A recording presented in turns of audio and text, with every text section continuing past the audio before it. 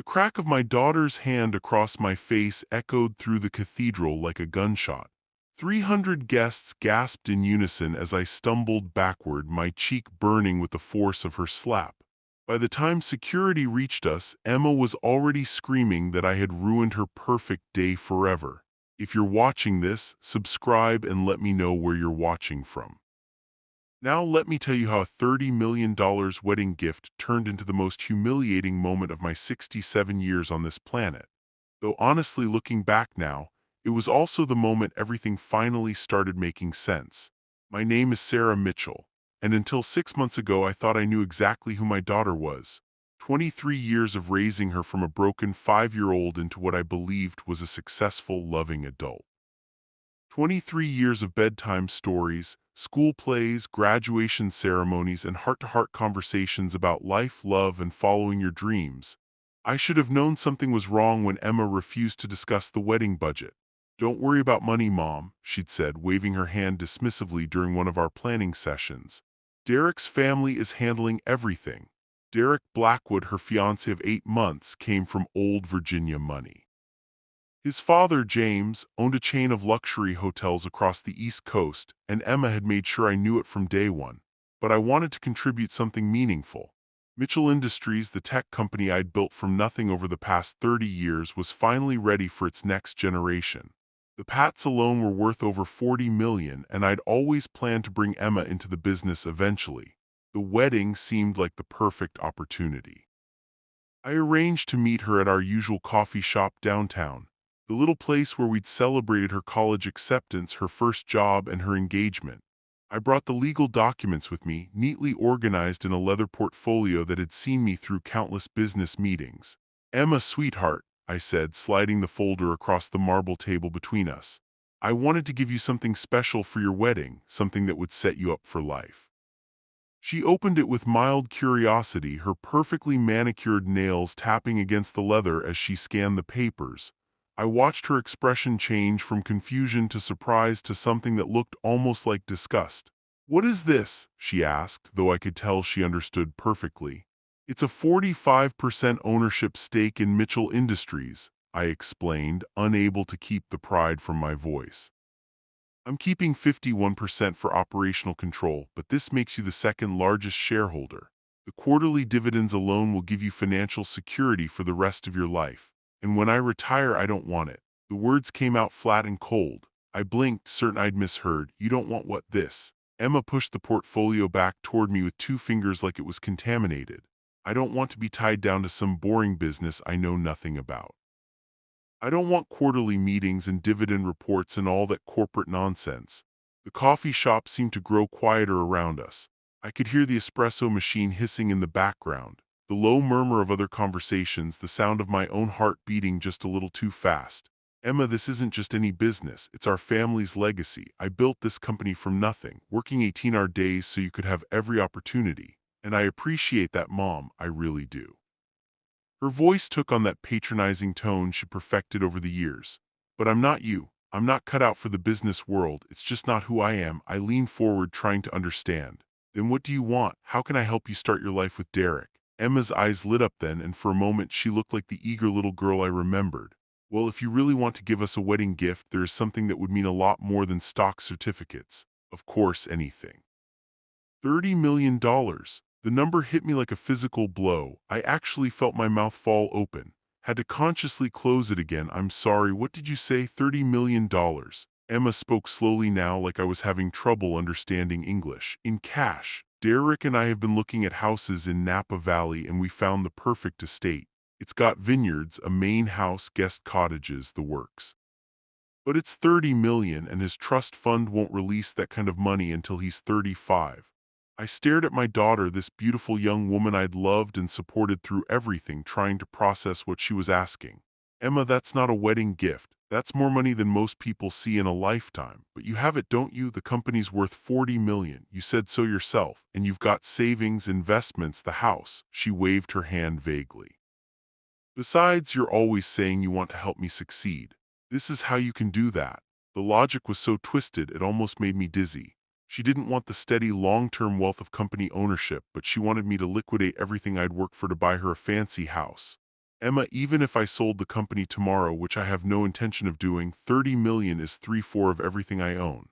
So her voice had got harder now, more demanding. It's not like you need it. You're almost 70, Mom. How much more money could you possibly spend? There it was, the casual dismissal of my remaining years, the assumption that my life was essentially over and therefore my resources were up for grabs. I'd heard this attitude from other elderly people, stories of adult children circling like vultures, but I'd never imagined it would come from Emma. I took a slow sip of my coffee, buying myself time to think. The bitter taste seemed appropriate somehow. Emma, I love you more than life itself, but I can't give you $30 million in cash. It would mean dismantling everything I've built, and frankly, it's not a reasonable request. Her face went through a series of expressions. Surprise, disappointment, and then something that looked almost like rage. So that's it. You won't help your own daughter because you care more about your precious company than my happiness. I'm offering you nearly half of a $40 million company. How is that not helping you? Because I told you I don't want to deal with business stuff. I want to live my life, travel with Derek, maybe start a family. I can't do that if I'm stuck in board meetings and dealing with shareholders and all that stress. I almost laughed. Almost. The idea that owning stock in a profitable company was somehow more stressful than managing a $30 million estate and vineyard was so absurd it took my breath away. But I could see Emma was serious, deadly serious. What does Derek think about all this? I asked, genuinely curious. Emma's expression shifted slightly, became more guarded. Derek agrees with me.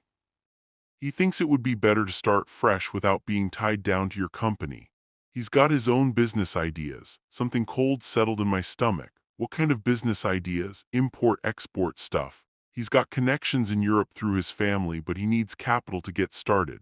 Emma leaned forward, her voice taking on that wheedling tone again. Look, Mom, I know this is a big ask, but think about it. You'd be setting us up for life. Isn't that what every parent wants?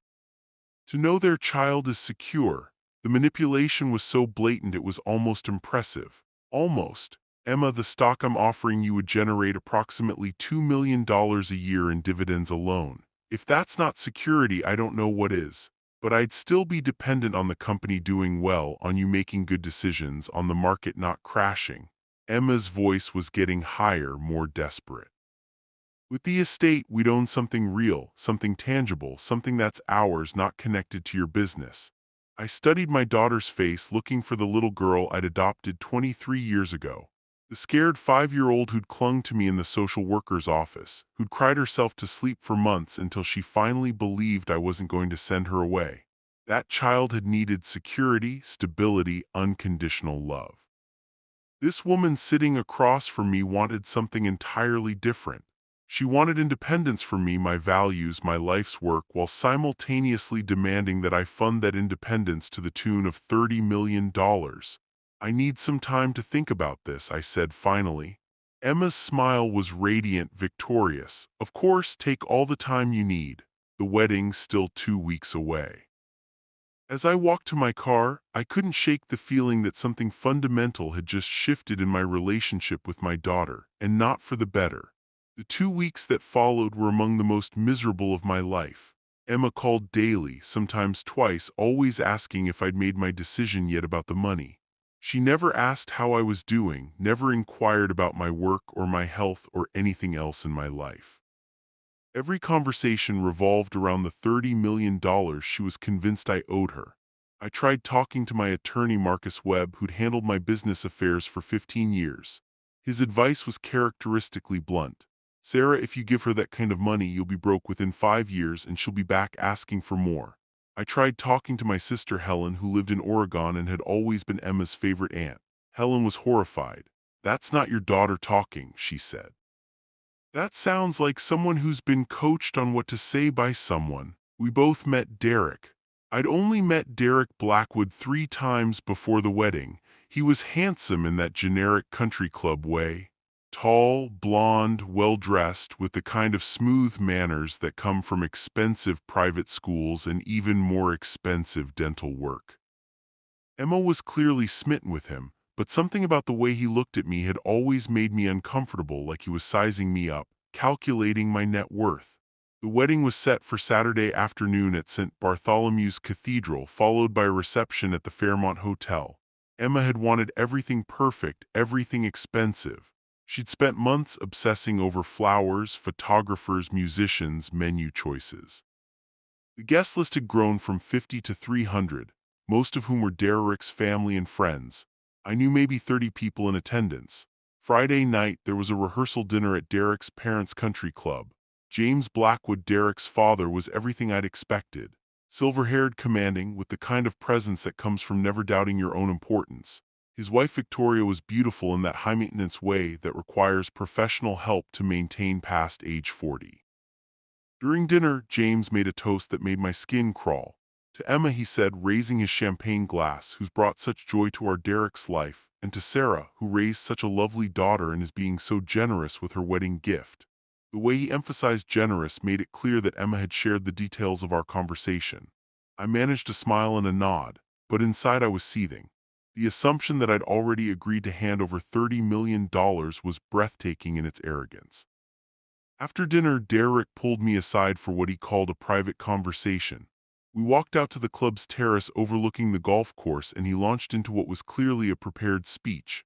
"Sarah, I want you to know how much Emma and I appreciate what you're doing for us. The Napa estate means so much to her, to us. It's where we want to start our family, build our life together." "Derek," I interrupted, "I haven't actually agreed to anything yet." His smile faltered for just a moment. "Oh," Emma seemed to think it was all settled. "It's not." We stood there in awkward silence for a moment, the evening breeze carrying the scent of jasmine from the club's gardens. Derek's charm felt forced now, like a mask that didn't quite fit properly. "Well," he said finally, "I'm sure you'll make the right decision. Emma's happiness means everything to me, and I know it means everything to you too." There was something in his tone that made me look at him more closely. Something that felt almost like a threat wrapped in velvet politeness. "Of course, Emma's happiness is important to me. That's why I'm offering her something that will provide long-term security and growth potential. The stock thing." Derek waved his hand dismissively. "Look, Sarah, I appreciate the gesture, I really do. But Emma and I have our own vision for our future. We don't want to be tied down to someone else's company, someone else's decisions, someone else's company." The casual way he dismissed 3 decades of my life's work was stunning. "Derek, it's not just any company. It's highly profitable, it's growing, and it would make Emma financially independent for life." "Financially dependent, you mean?" His voice had gotten colder. "Dependent on quarterly reports and board meetings and all the drama that comes with family businesses. Emma deserves better than that." I felt something shift inside me, a kind of clarity I hadn't experienced in weeks. What Emma deserves is a husband who supports her relationship with her mother, not one who tries to drive a wedge between us. Derek's mask slipped completely. Then his smile vanished, replaced by an expression of pure calculation. "Sarah, let's be honest here. Emma is 28 years old. She's an adult who can make her own decisions about what she wants from life. And what she wants is independence from your controlling behavior." Controlling behavior. I couldn't keep the incredulity out of my voice. "The way you've kept her tied to you emotionally and financially her whole life. The guilt trips about sacrifice and gratitude. The constant reminders of how much you've done for her." Derek stepped closer, his voice dropping to barely above a whisper. "Emma's told me everything, Sarah, about how you use your generosity to manipulate her. How you make her feel guilty for wanting her own life." The accusation hit me like a physical blow. In 23 years of raising Emma, I'd never used my love as a weapon.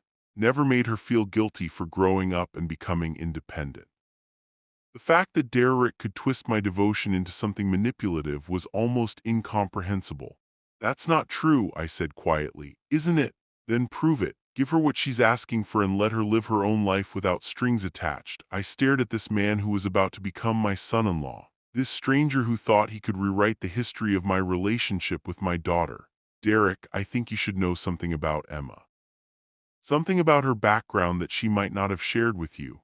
His eyes narrowed. "What kind of something?" "Emma was adopted. She came to me when she was 5 years old after being removed from an abusive home. She'd been through things no child should ever experience." I watched Derek's face carefully as I spoke.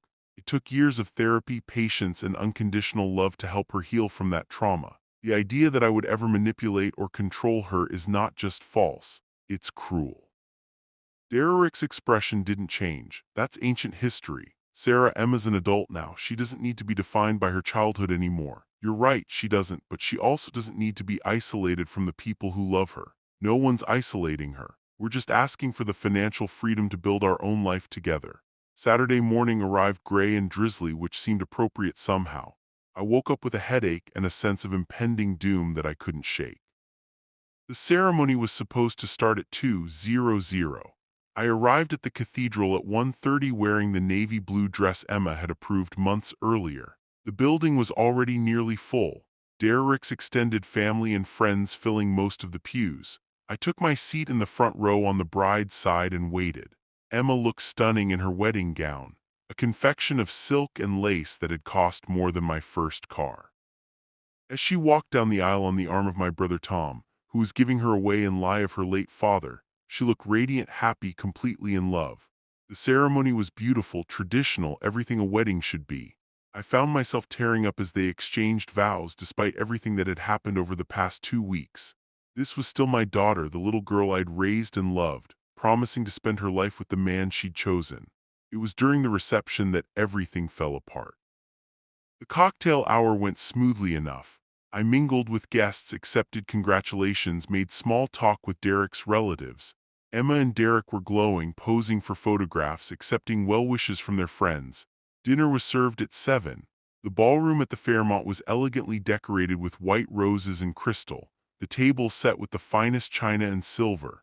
I was seated at the head table between Emma's college roommate and one of Derek's groomsmen. It was during the toasts that Emma chose to make her move.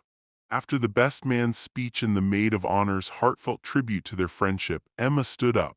She looked beautiful in the soft lighting, her wedding gown catching the light from the chandeliers overhead. "I want to thank everyone for being here tonight," she began, her voice carrying clearly through the ballroom. "Dirk and I are so grateful for all the love and support you've shown us." She went on for a few minutes about gratitude and new beginnings and the importance of family standard wedding speech material. But then her tone shifted, became more pointed. "I especially want to thank my mother, Sarah Mitchell, who raised me from the time I was 5 years old." Polite applause rippled through the room. "My mother taught me so many things about life, about perseverance, about building something from nothing." I smiled and nodded, wondering where this was going. "She also taught me about generosity, about putting family first, about making sacrifices for the people you love." Emma's voice was getting stronger, more confident, which is why I'm so excited to announce that my mother has given Derek and me the most incredible wedding gift, the down payment for our new home in Napa Valley. The applause was thunderous. 300 people clapping and cheering for my generosity, for my love, for my sacrifice. Except I hadn't made any sacrifice. I hadn't agreed to give them anything beyond the stock options Emma had rejected. I sat frozen in my chair as Emma continued talking, describing the estate they'd be purchasing, thanking me again for making their dreams possible. Derek was beaming beside her, playing the grateful son-in-law to perfection. When Emma finally sat down, still glowing from the applause, I leaned over and whispered in her ear, "Emma, what are you doing? I never agreed to give you the money." She turned to me with a smile that looked sweet from a distance but was ice cold up close. "You will, Mom, because now you have to." That's when I realized I'd been played. Expertly, completely played. Emma had just announced to 300 people that I'd given her $30 million, knowing that the social pressure would make it almost impossible for me to back out publicly. She'd trapped me with my own reputation, my own desire to avoid humiliating her on her wedding day. But she'd underestimated one thing about the woman who'd raised her. I'd built a $40 million company from nothing. I hadn't got where I was by letting people manipulate me, even if that person was my own daughter. I stood up, my legs shaking slightly but my voice steady and clear. "Emma, sweetheart, I think there's been a misunderstanding." The ballroom fell silent as I stood there. 300 faces turned toward me in expectation. Emma's smile faltered slightly, but she kept it frozen in place, probably thinking I was going to play along with her little charade. "I never agreed to give Emma and Derek $30 million, I said, my voice carrying clearly through the sound system.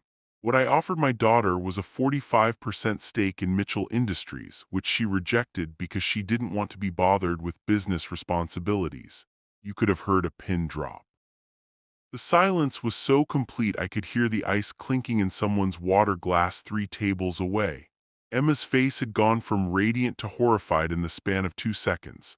"Mom," she hissed, still trying to keep her voice low enough that the microphones wouldn't pick it up. "What are you doing?" "I'm correcting the record," I said, still speaking into the microphone. "I love my daughter dearly, but I won't be manipulated into bankrupting myself to fund a lifestyle I can't afford to support." Derek stood up then, his face flushed with anger and embarrassment. "Sarah, this isn't the time or place for this conversation. Can't we discuss this privately?" The time for private conversations ended when my daughter decided to lie to 300 people about my generosity. I looked directly at Emma, my heart breaking at the fury in her eyes. "Emma, you've put me in an impossible position. You've announced something that isn't true, hoping to pressure me into making it true. You're humiliating me," Emma whispered, her voice shaking with rage, "on my wedding day in front of everyone. You humiliated yourself when you chose manipulation over honesty." That's when she slapped me. The crack echoed through the silent ballroom like a gunshot. My head snapped to the side from the force of it, and I actually stumbled backward a step. The burning sensation spread across my left cheek as 300 people gasped in unison. "You selfish, bitter old woman," Emma screamed, all pretense of wedding day composure gone now. "All I wanted was your help starting my life with Derek, and you couldn't even do that. You'd rather keep your precious money than see your daughter happy." Security was moving toward us now, but Derek grabbed Emma's arm, trying to pull her back. "Emma, please, let's handle this privately." But Emma was past caring about appearances. 23 years of suppressed resentment came pouring out all at once. "Do you know what it was like growing up with you, always having to be grateful, always having to prove I was worth the sacrifice you made taking me in, never being allowed to just be your daughter because you never let me forget I was adopted?" The words hit me harder than her hand had. "Emma, that's not true. I never. Every time I wanted something you thought was frivolous. Every time I made a choice you didn't approve of, you'd get that look. That disappointed look that reminded me I owed you everything." Emma was crying now, mascara streaking down her cheeks, but she didn't seem to care. "Well, I'm tired of owing you. I want to be free of your expectations and your judgments and your control." I stood there, my cheeks still burning, feeling like I'd been gutted. This wasn't my Emma talking. This couldn't be the little girl who used to crawl into my bed during thunderstorms, who brought me dandelions from the yard and called them flowers, who told me she loved me every night before I tucked her in. Derek was trying to calm her down, whispering urgently in her ear, but Emma shook him off. "No, Derek, I'm done pretending. I'm done being the grateful little orphan who has to earn her place in this family." Security finally reached us. 2 men in black suits who looked like they'd rather be anywhere else. The wedding coordinator was frantically gesturing from the sidelines, trying to figure out how to salvage what was left of the reception. "Ma'am," one of the security guards said gently, "we need you to come with us." For a moment I thought he was talking to Emma. Then I realized he was looking at me. I was the one being escorted out, not the bride who just physically assaulted me in front of 300 witnesses. "Wait," I said, confusion making my voice sound smaller than I intended. "I'm not the one who the family has requested that you leave," the guard said, not unkindly but firmly. "We can escort you out quietly, or we can make this more complicated. Your choice." The family, Derek's family. Of course, this was their event, their venue, their rules, and they wanted the problem removed as quickly and quietly as possible. I looked around the ballroom one more time. Some faces showed shock and sympathy, but most were carefully neutral, unwilling to take sides in such a public family drama. James Blackwood was already moving toward the microphone, no doubt preparing to smooth things over and get the party back on track. "Fine," I said, gathering what was left of my dignity. "I'll go." As security escorted me through the ballroom, I caught fragments of whispered conversations. Always knew there was something off about that relationship. Poor Emma having to deal with that. Money changes people, doesn't it? By the time I reached my car, the story was already being rewritten. I was the villain, the controlling mother who tried to ruin her daughter's wedding rather than give her the financial support she deserved. Emma was the victim, the sweet bride whose special day had been destroyed by a bitter old woman's selfishness. I sat in the parking lot for 20 minutes, shaking from adrenaline and heartbreak. Then I drove home to my empty house and poured myself a very large glass of wine. It was 3 days before Emma called. "I think we need to talk," she said, her voice coldly professional. No apology for the slap, no acknowledgement of how she'd humiliated me in public, just that flat business-like tone. I think we do, I agreed. We met at the same coffee shop where this whole mess had started. Though Emma looked different now, harder somehow, more distant. She was wearing the kind of expensive casual clothes that screamed money. Derek's money, I assumed. I want you to know I've spoken to a lawyer, Emma said without preamble. About my legal rights regarding your estate, I blinked. Your legal rights as your adopted daughter, I'm entitled to inherit your assets when you die. But there are ways you could try to cut me out of your will, and I wanted to make sure I understood my options. The casual way she discussed my death, the assumption that my primary purpose in life was to serve as her future inheritance, it was breathtaking in its callousness. Emma, I'm 67 years old and in perfect health. I'm not planning to die anytime soon, but you will eventually. And when you do, I want to make sure Derek and I are protected. Protected from what? From the consequences of their own choices, from having to actually work for a living like the rest of us. Emma, I said carefully, I need to ask you something and I want you to be honest with me. How long have you been planning this? Planning what? This whole thing, the wedding announcement, the public pressure, the manipulation. How long have you and Derek been working on this strategy? Emma's mask slipped just slightly. I don't know what you mean, but I could see it in her eyes. The calculation, the rehearsed innocence. This hadn't been a spontaneous emotional outburst. It had been planned, orchestrated, designed to force my hand. Let me tell you what I think happened, I said, settling back in my chair. Derek Blackwood isn't just some rich kid looking to buy a vineyard. He's got debts, or his family does, or there's some financial pressure that requires immediate cash flow. $30 million in immediate cash flow. Emma's face went very still. You're being paranoid, am I? Because I did some research after the wedding, Emma. Very interesting research. I pulled out my phone and opened the Notes app where I'd been documenting my findings. Did you know that Derek's father's hotel chain filed for bankruptcy protection 6 months ago, right around the time Derek started dating you? In fact, that's impossible. The hotels are doing great. The hotels are hemorrhaging money, bad investments, over-leveraging, and a series of lawsuits from employees claiming wage theft. I scrolled through my notes. James Blackwood owes approximately $47 million to various creditors. The family's personal assets have been frozen pending the bankruptcy proceedings. Emma was staring at me now, her coffee forgot. How did you find this out? I hired a private investigator, same one I use for business due diligence. I set my phone down and leaned forward. Emma, Derek's family isn't rich anymore. They're broke, worse than broke. They're on the verge of losing everything. That vineyard in Napa, that's not a romantic dream home. That's a business investment they need to flip quickly to generate cash. You're lying. I have documentation, financial records, court filings, news articles from the business journals. I studied my daughter's face looking for any sign that she'd known the truth. The question is, did Derek tell you about his family situation, or are you finding out the same time I am? Emma's hands were shaking slightly as she reached for her coffee cup. Derek said he said there were some temporary cash flow issues with the business, but that everything would work out once we got the estate. Once you got the estate using my money, it's not like that. What is it like, Emma? Because from where I'm sitting, it looks like you fell in love with a con man who saw you as a pathway to $30 million in liquid assets. Emma stood up abruptly, her chair scraping against the floor. You're wrong. Derek loves me. He wouldn't. He couldn't. But I could see the doubt creeping into her eyes. The little inconsistencies that had probably been nagging at her subconsciously were suddenly making sense in a new and terrible way. Emma, sit down, please, we need to talk about this. She sat but reluctantly, perching on the edge of her chair like she might flee at any moment. How much do you really know about Derek's background? I asked gently. His education, his work history, his previous relationships. I know enough, but her voice lacked conviction. Do you know where he went to college? Emma hesitated. European schools mostly. His family sent him abroad for a more worldly education. Do you know the names of these schools? Another hesitation. Not specifically, but do you know what he did for work before he met you? Family business stuff, managing properties, handling investments for a company that was already bankrupt. Emma's face crumpled, then the full weight of what I was telling her finally sinking in. Oh God, oh God.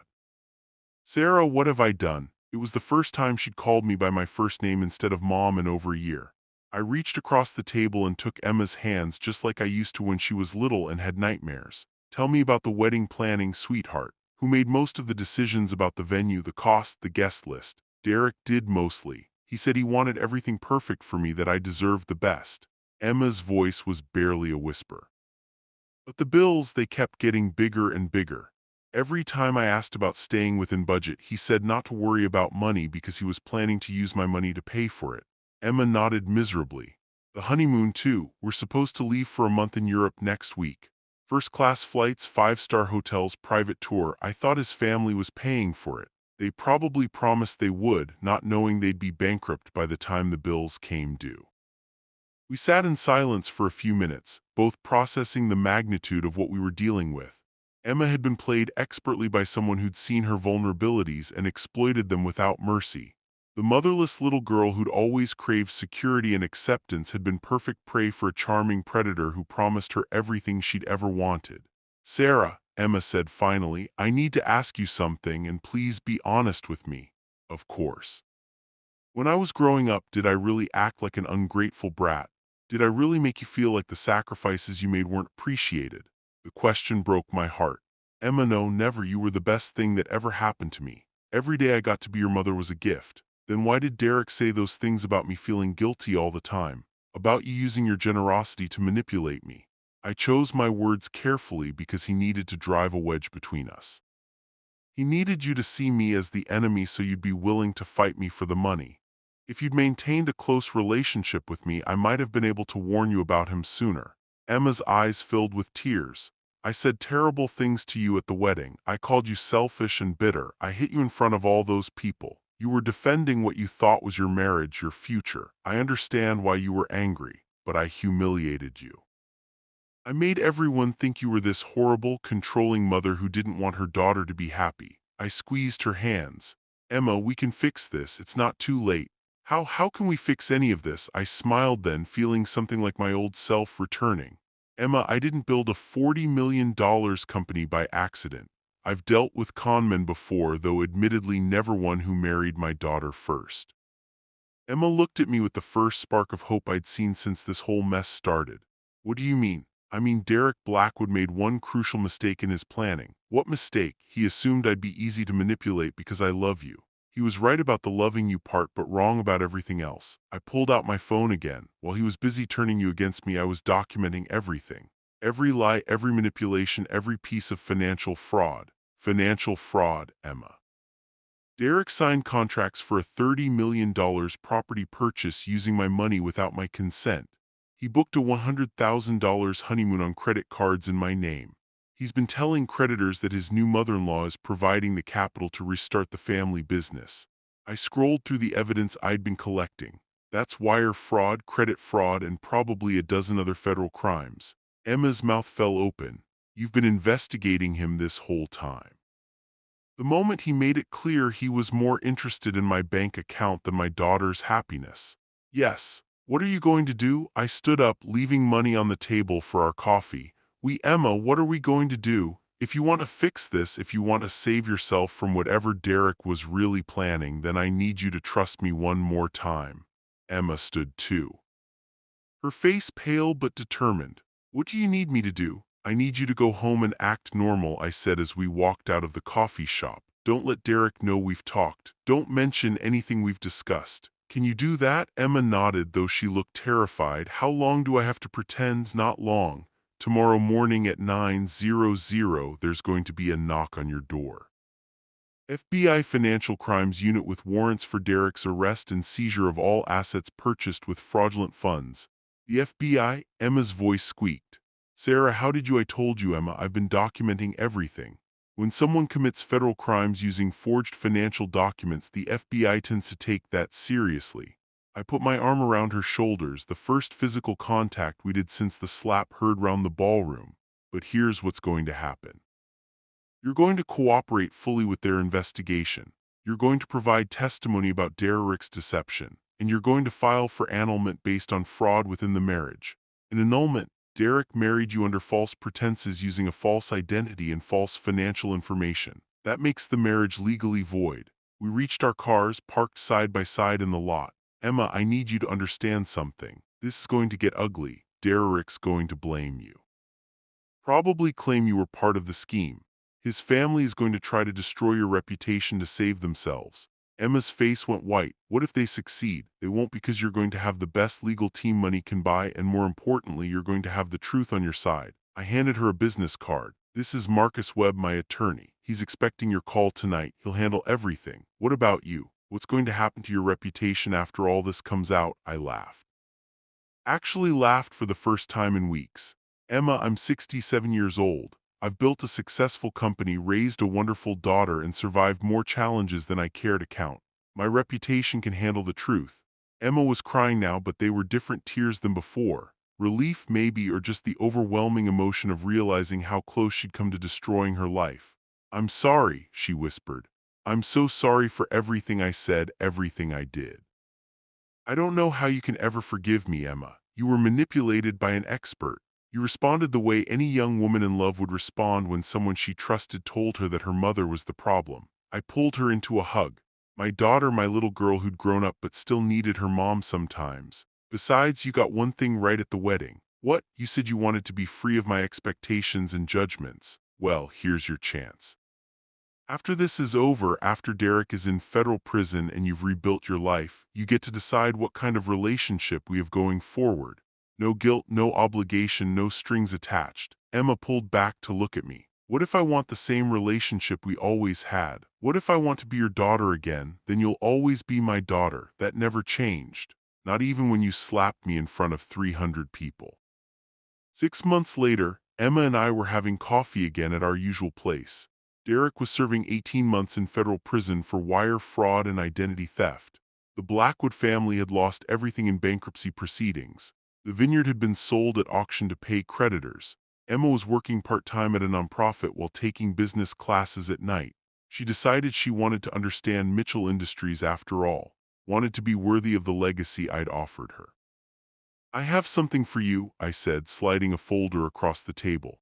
Emma opened it cautiously, probably having developed a healthy weariness of legal documents. Her eyes widened as she read.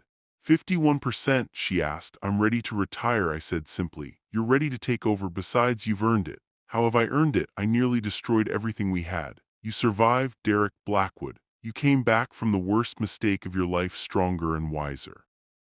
You chose truth over comfortable lies. I reached across and squeezed her hand. Most importantly, you chose us. You chose family. Emma was crying again, but these were happy tears. I love you, Mom. I love you too, sweetheart. Always have, always will. As we left the coffee shop that day, I thought about how much can change in 6 months, how quickly trust can be broken and how slowly it can be rebuilt, how love, real love, survives even the worst betrayals. Emma had learned that independence doesn't come from cutting yourself off from the people who love you. It comes from making your own choices, taking responsibility for your mistakes, and building something meaningful with your life. And I'd learned that sometimes the best gift you can give someone is the chance to fail spectacularly and find their way back home. The wedding slap had been heard around the world, or at least around social media, for about a week. But the reconciliation that followed was quieter, deeper, and infinitely more valuable. Sometimes the most painful moments of our lives turn out to be the most necessary ones. Thanks for listening. Don't forget to subscribe and feel free to share your story in the comments. Your voice matters.